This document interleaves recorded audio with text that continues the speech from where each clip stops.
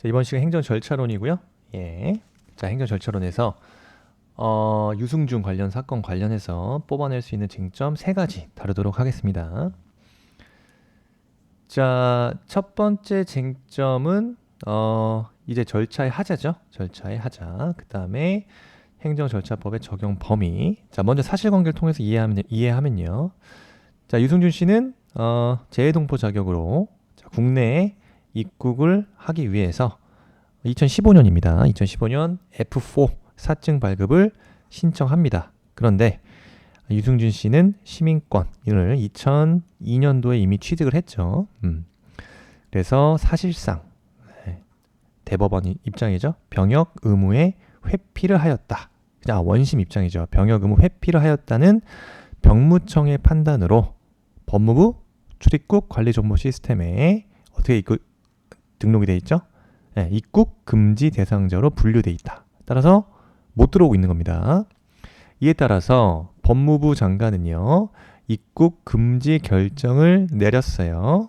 이에 대해서 A에게는 별도로 통보를 하지 않고 어떻게 조치를 했냐면, 자, 처분의 방식에 있어서 쟁점 첫 번째 되는 겁니다. 자, 관할 행정청, 그죠? 관할 행정청은 그 유승준 씨와의 뭘로만? 사실 유승준 씨 아버지랑 통화한 걸로 알고 있는데, 어쨌든 문서로 한 게 아니라 전화 통화로 사증 발급이 거부되었음을 통보한 사안입니다. 예. 그랬을 때 이 처분의 효력이 그 처분의 효력이 문제된다. 이 첫 번째 쟁점이죠. 두 번째 쟁점은요.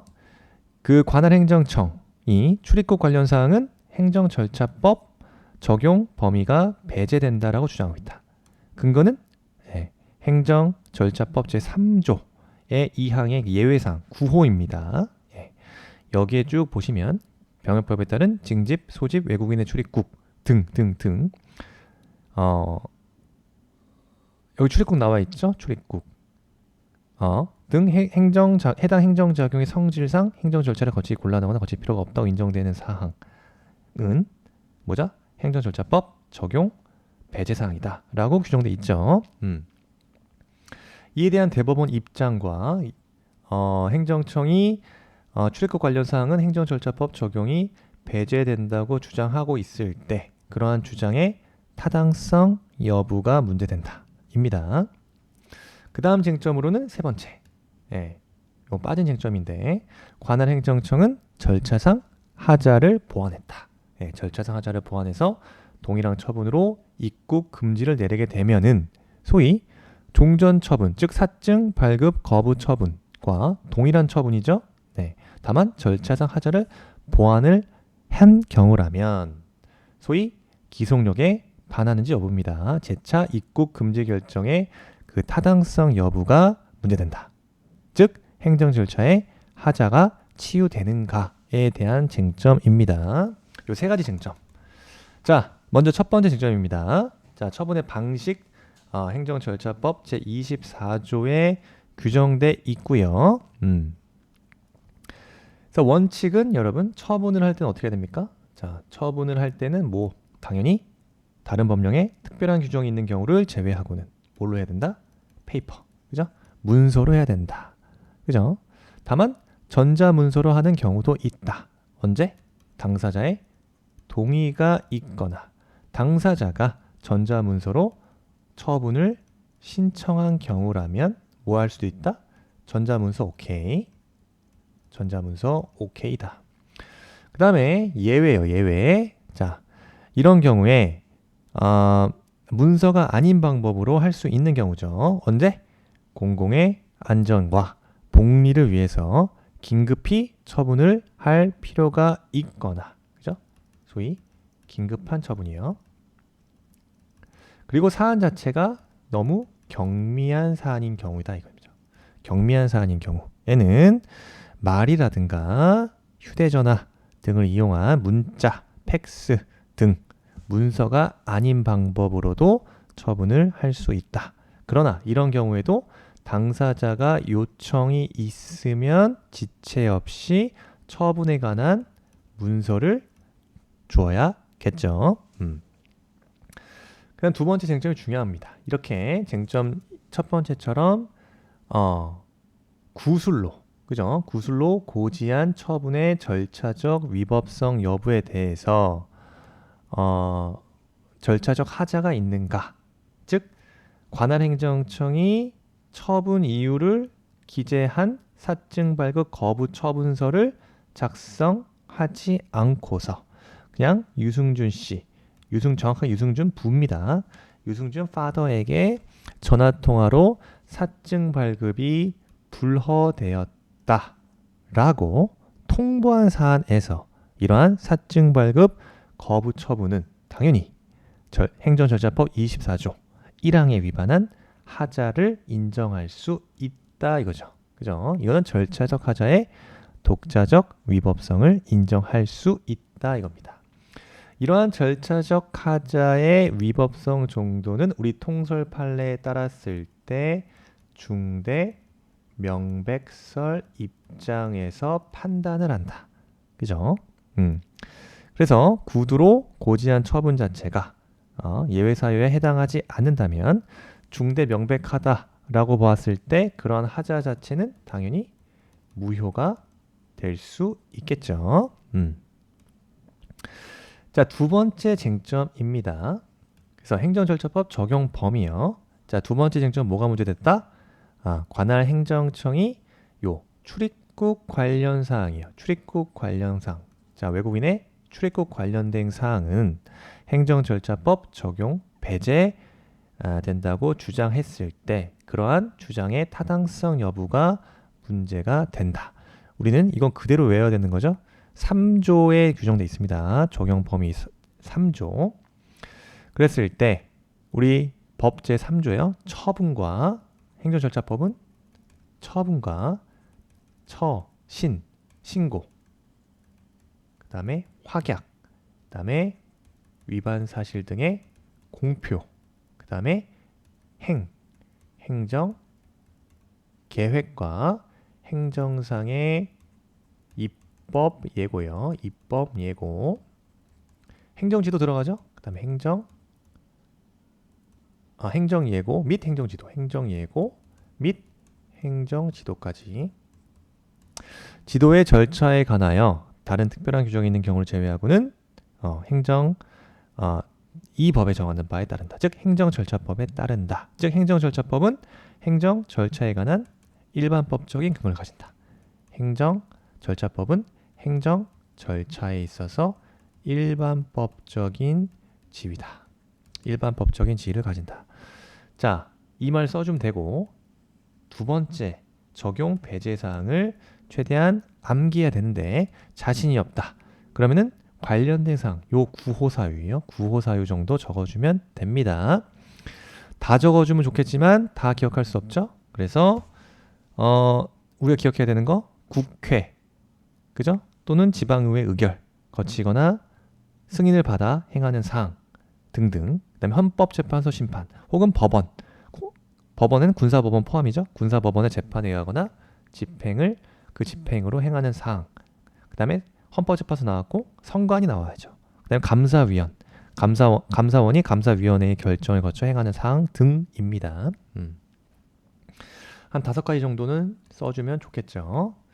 근데 이에 대한 대법원 판례 입장은요. 대법원 입장. 자, 뭐라고 나와 있죠? 한번 봐야겠죠.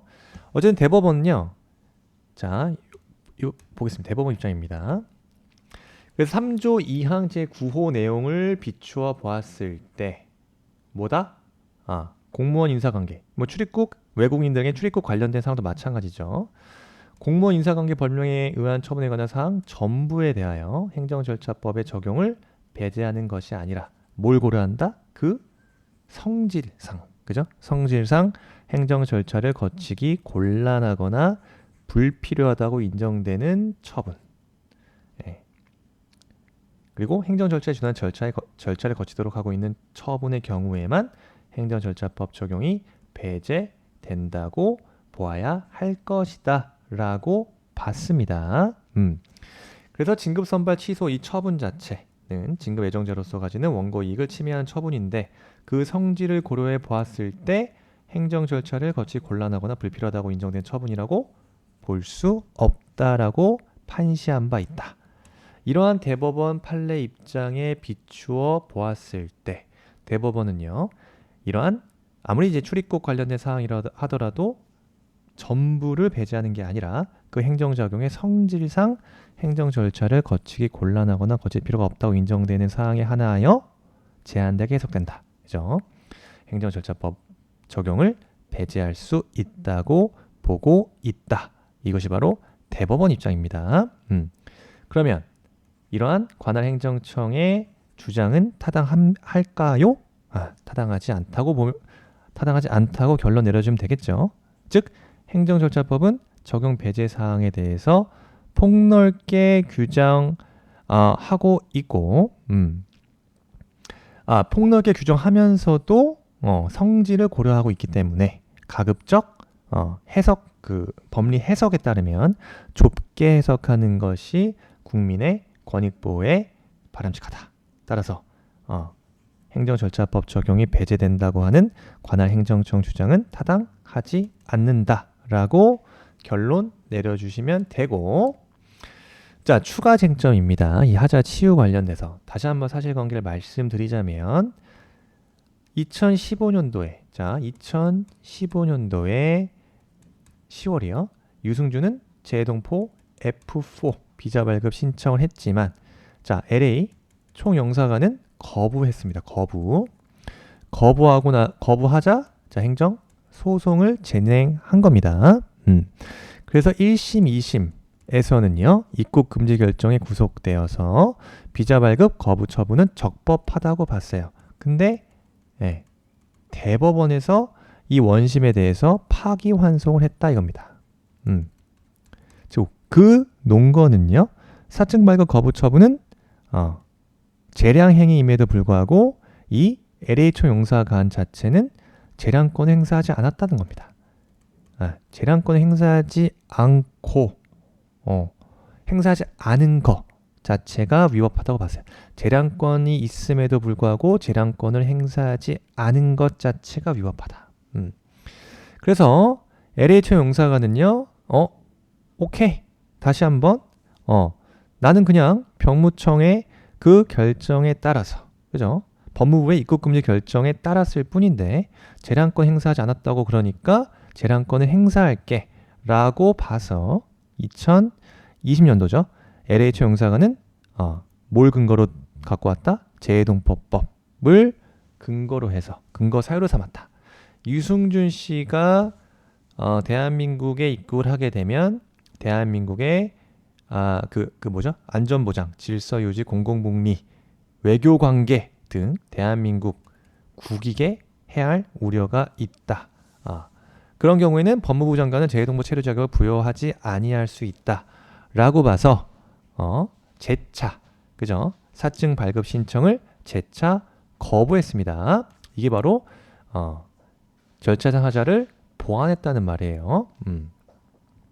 그래서 보완하여 동일한 처분으로 입국 금지 결정이 내려졌다. 이러한 재차 입국 금지 결정에 타당한지 여부에 대해서 문제가 될 수 있다. 뭐와 관련된? 행정 절차의 하자의 치유와 관련된 쟁점입니다. 그래서 절차상 하자가 절대적 무효라면은 하자의 치유는 인정되지 않지만 취소 사유인 경우 이를 보완했으면 하자의 치유는 인정될 수 있다. 다만 이에 대해서 학설이 나눈다. 치유가 긍정된다, 부정된다. 하지만 우리 다소설은 구체적 사정에 따라 언제만 전제를 깔죠. 국민 권익을 침해하지 않는 범위 내에서 구체적 사정에 따라 제한적으로 인정될 수 있다고 보고 있죠. 따라서 판례 입장도 마찬가지예요. 제한적 긍정설 입장입니다. 그래서 대표적인 판례 요거죠. 객관식에서 또 잘 나오는 판례죠. 청문서 도달 기간을 다소 어겼지만 셀프 스스로 청문일에 출석해서 의견 진술과 변명 등의 방어 기회를 가진 경우에는 우리 판례 하자의 치유를 인정한 판례가 있다 이겁니다.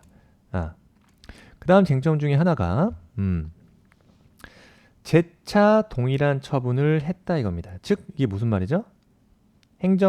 관할 행정기관이 재판이나 처분에 스스로 구속되어 자유롭게 취소, 변경할 수 없는 효력, 즉 기속력에 반하는 것이 아니냐. 이러한 동일한 처분, 이 종전 처분과 이 동일한 처분을 내리게 되면 동일한 종전 처분에 대해서 취소 판결이 있은 후에 동일한 처분을 내렸을 때 혹시 기속력에 반하는 것은 아닌가에 대해서 우리 판례 뭐라고 판시했다?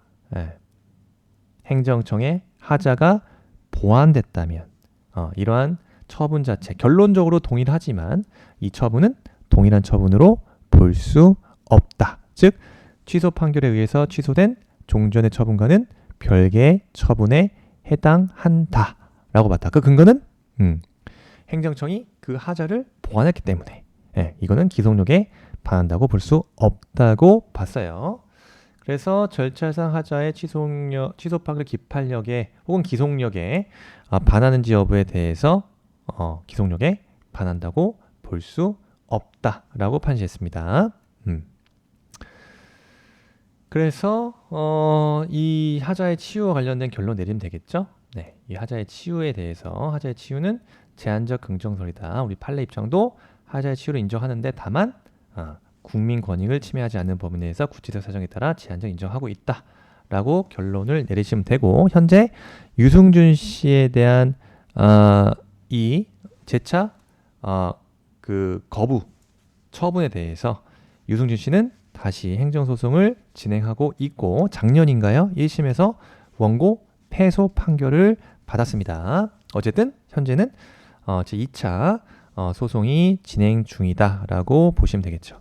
그래서 중요한 사안이죠. 굉장히 쟁점이 많고 세 가지 쟁점을 깔끔하게 정리해 주고 있어야 됩니다. 자, 여기까지 행정 절차 하자 치유까지 정리하시면 되겠습니다.